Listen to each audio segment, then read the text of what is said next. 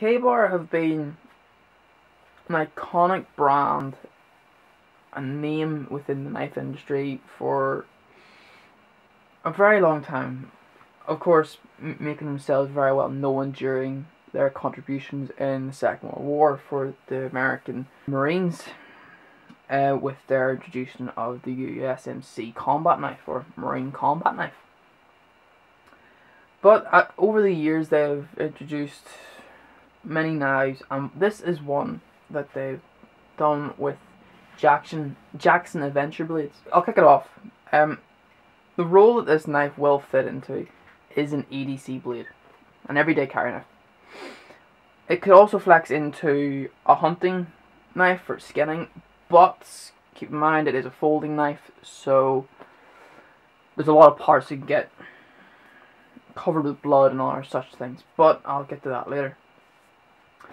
Overall size of this knife, it comes with a 3.5-inch recurved blade, which I like. Overall it weighs 3.2 ounces or 92 grams. The steel that they use in this 3.5-inch blade is Aussie A from Taiwan. It's made in Taiwan. Aussie, it's an alright steel. I quite enjoy it. It dulls like any other steel. No matter what steel it is, the steel will dull. But Aussie, it's soft enough where you can then resharpen it readily. The Rockwell hardness of this particular steel, in this particular scale, from K-Bar's website now, is 57 to 58. Now, that might mean absolutely nothing to you, but basically for me, that means nothing. From what I know from using a knife, it dulls rather readily, but yet it'll just sharpen rather easily as well. And personally, I like a knife that I can sharpen quick and easily and get a good edge to it, because it can take quite a fine edge. The blade shape is a recurved drop point. Well, that's what I'm calling it. I don't know if that actually is the correct term for it, but that's what I'm going to call it.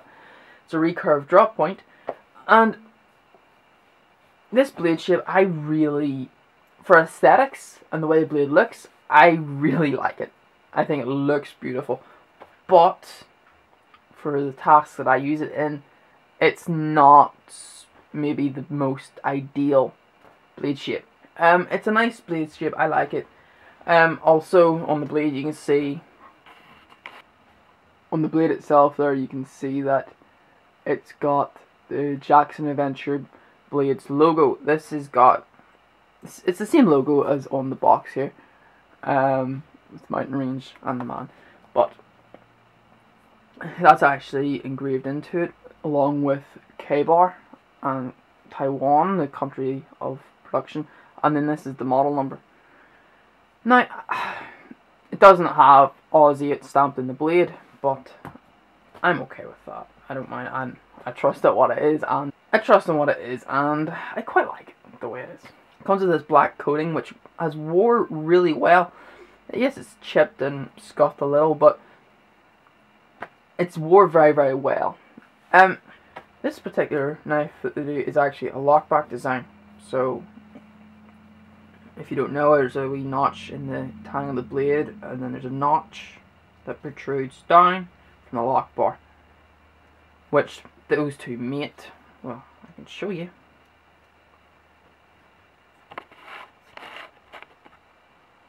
Here there is a wee notch in the tang of the blade, and then it meets with this lock bar here. And as it rolls, it just clicks into place, and that's it locked. Now, for most lockbacks, speed of deployment, if that's your thing, it's not going to be as fast as a liner lock or the axis lock from Benchmade, or any variations of that, like the SOG arc lock. But for me, I find that it comes out rather fast and rather readily for what it is. And that's down to the nylon washers that they have put in the pivot point here. Moving on, the lockup of the knife, it's not its best point. Side to side, there is wobble. There is flex. Well, not flex. It's not tight. And then, up and down, again, not tight. Now, people could just say, just tighten up the pivot point, be fine. Now, I had this so tight that you couldn't deploy it through the use of the thumb studs. You couldn't do that. It was that tight. I loosened it, then I Loctited it to a point where I was happy with the speed that I would come out of that, and then to a point of the side to side, I don't mind that much if it's just a little, because a lot of my knives have it. But up and down is just something I'm not happy about. Moving on to handle material. This is a injection molded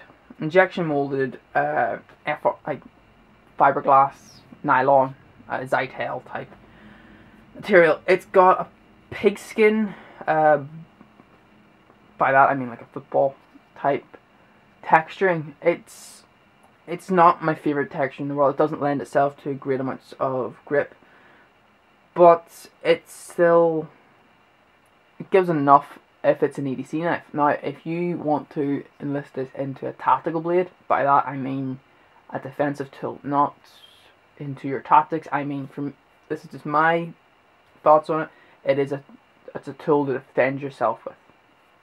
If you're putting into that philosophy of use, to coin the term, it's not going to be a knife that you're going to want to use. You're going to want to use the likes of an Endura or a Manix 2 from Spyderco, any cold steel, that would be the AK-47 series, or their Voyager or Recon 1, where it lends greater amounts of grip. This simply doesn't, and it doesn't envelop the hand. It doesn't lend itself to locking the knife in your hand. But that's just part of it. And of course, there's no jimping up the top. It's just completely slick. I might actually try and jimp it myself with the Dremel tool, but we'll see how that goes in the future. Like, it's not very hard to do a bit of jimping on it. Like, come off it.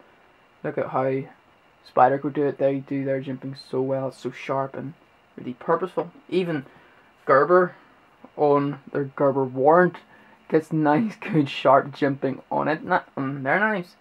And I'm not the biggest Gerber fan in the world by a long way, but that's just for another video, maybe. And of course, the lock back, you don't have that David Boyd dent or detent, whatever you want to call it, like this does. It's just because that's a design feature on Spyderco blades. Now, moving on, the clip itself is a great point for this knife. It rides really low. It gives you that much protruding from your pocket, which is very little, but yet it gives you enough just to know it's there and extract it readily. And then it doesn't flare out greatly, but it gives it enough to accommodate like your combat trousers. Well, that's not the right word, I don't think, but your cargo trousers or pants for your American people. But it'll accommodate the thicker fabrics, and it'll attach on readily, and yet ride rather deep. Now, moving on to durability of this knife. It's a hard one to say, because it depends on your use of the blade. If you're just using it for EDC and you have other knives to rotate, so you're not just using the one knife all the time, I think it'll be grand. It'll be fine. It'll last and last and last. And of course, because it's a lockback design, it's a strong design. But because of the flaws that I've encountered with it, I wouldn't put it down to very strenuous tasks.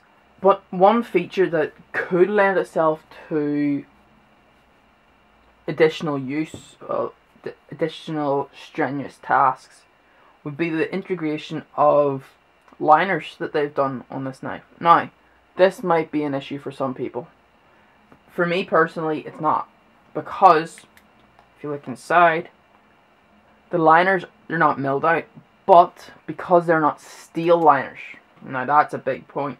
The likes of this Delica, the liners in them are steel, but they're milled out. So it's not really a big deal. But this one, because of the liners not being milled out, people may take, well, K-Bar may take a lot of criticism for it, but they've used aluminium instead of steel. Or, for our American friends, aluminum. Now, this does add itself to additional rigidity in the handle. But the lockup on the pivot point still isn't great. Which personally, I just don't like. But I don't mind the integration of the aluminium liners. Because another knife that I love, the Cold Steel Voyager, it has aluminium liners in it as well. But that's another video. Now, value on this knife. Now, retail in the States, it's about $45. Well, it's $45 in the States, and over here, it's in and around the £40 mark in the UK. For that price, I find it hard to recommend it. Whenever you could get the likes of the Bird Caracar 2 from Bird Knives, the sub-company of Spyderco, you could get Buck Vantage knife, and you're saving money on them. Or you could go that extra bit further and then upgrade, as it were, to the likes of a Delica or an Endura or a Benchmade Griptilian.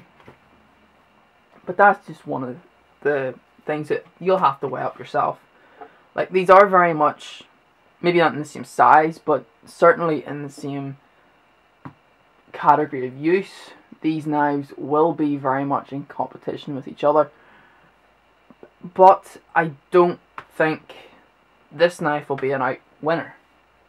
Now, if you ask me now which one would you choose to buy, it wouldn't be this one. It would be the Buck Vantage Select.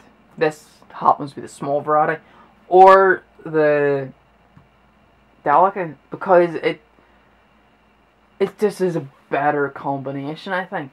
It just gives you, this is a cheaper alternative, yes, but the steel, it's a 420 HC steel, which I think is still, it's still in league with the Oz 8, so you're not losing a great deal. But yet, you can upgrade and go for the VG10 that Spyderco do, and you're going to benefit from it. But that's just down to your own personal preferences. And of course, one thing I did forget about, the grind pattern on the K-bar here. It's a hollow ground blade from about 2/3 up the spine. It's alright.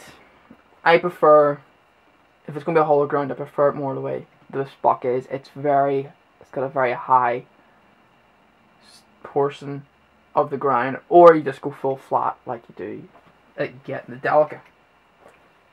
But that's just each down to their own thing. Now, a lot of people might buy it because they think it's cool, and like, honestly, that's why I bought this knife originally, because I really liked the recurved blade. I thought it looked cool, but it doesn't do the necessary functions very well, first of all. So for that purpose, I just can't see it really being used. I think for me anyway, it needs to do the functional side of things first before it does the secondary portions of being cool for you. But that's just one thing. I think this one, it does everything that does all the functional side of things very well. Maybe not the second type of cool, to quote another YouTuber. This one, the Delica, it certainly fills both roles of the functionality and just the personal connection for you. But a lot of people, that's just a working knife, that's just a thump on. But that's just your own personal thing on value and what it offers. But either way, get these out of the road. I do like the knife. I wouldn't buy another one if this failed, but I don't regret purchasing it now. Which I'm happy about, you know, because it would suck if I didn't like it now. Would I recommend it to people on the street? No. I wouldn't, because it just doesn't offer enough for its price point. Whenever there's other knives around there, around the same price point, that can do better. But that's just my opinion. That's my review on the Jackson Adventure Blades by K-Bar. Their BeaconMaker folding knife. It's just not a knife that I would personally go out and purchase again. But that's just my opinion. Now, but overall, it's a nice knife, and I hope you enjoyed this review. God bless, and remember, hand shot first. Enjoy the rest of your day. See ya.